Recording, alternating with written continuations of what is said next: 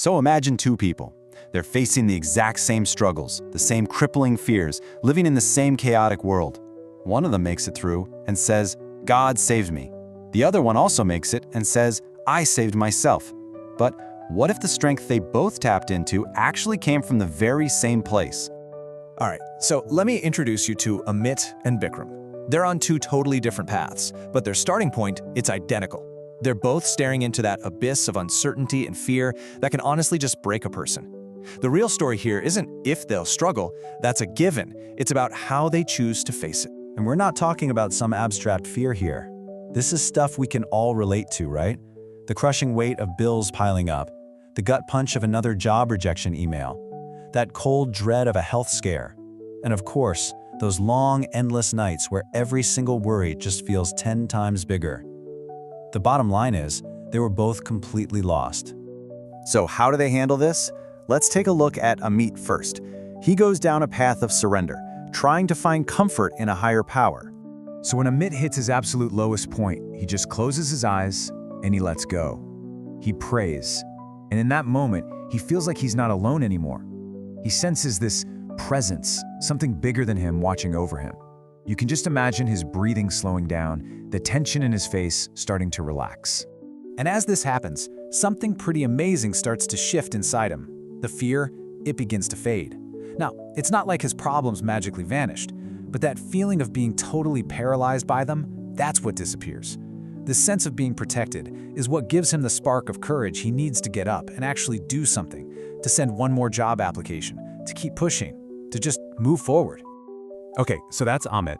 Now let's flip the coin and look at Bikram. His path is completely different, and, well, it forges a very different kind of strength. You see, Bikram is sitting in that same darkness, but he doesn't have anyone to pray to. There's no higher power for him to hand his fears over to. There's just a stark silence. It's only him, all alone with his problems. Because of that, he's forced to do something else entirely. He has to dig deep, really deep, and find that strength within himself. He takes a breath, and instead of surrendering to some unknown force, he makes a choice to trust himself. And here is where the story gets really interesting. Despite these fundamentally different ways of coping, they both make it. They both survive. Both of them find a way to rebuild their lives and get back on their feet. And this, right here, this is the central question of this whole explainer. If both paths ultimately led to survival, then what was the actual difference? I mean, the strength was obviously there for both of them, so where did it really come from? So what is going on under the hood here? Let's unpack the hidden psychological mechanism that's at work in both of these stories, no matter who or what you believe in.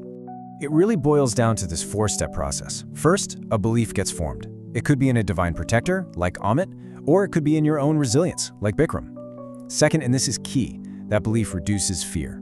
Third, once you're not so afraid, taking action actually becomes possible. And fourth, when you take action, you change your reality. The strength was always inside them. Belief was just the key that unlocked the door. But here's the thing about Amit's path.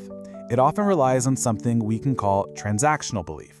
It's this core idea that his devotion is basically an investment. You know, I pray, I'm loyal, and in exchange for that, I expect protection and rewards. It's almost like a business deal with the universe. And the problem with this transactional approach is that it can create a really dangerous cycle of dependence, a loop that's incredibly hard to break out of. This slide shows that loop perfectly. On one side, when Amit succeeds, he gives all the credit away to God. He stays small, almost out of a subconscious fear that if he claims the win for himself, the blessing might be taken away. But on the other side, when he fails, he never questions the system. He only questions himself. You can almost hear his internal monologue, right? It's this cycle of self-blame. Maybe I just didn't pray enough. Maybe my faith wasn't strong enough. So he tries harder, not to grow as a person, but to please this external entity. The system is never wrong. He is. So the crucial takeaway here is understanding the fundamental difference in the kind of life that Amit and Bikram are building. And really, it all boils down to a choice. Are you living bravely, or are you just living safely? This table just lays it out so clearly. You can see Amit's motivation is all about seeking approval from the outside, while Bikram is focused on creating his own meaning from the inside. Amit sees his strength as something external, a gift.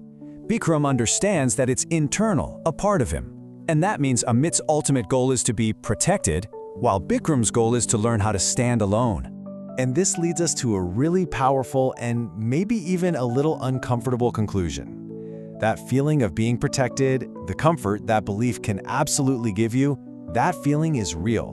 But that feeling of comfort, it's not the same thing as truth.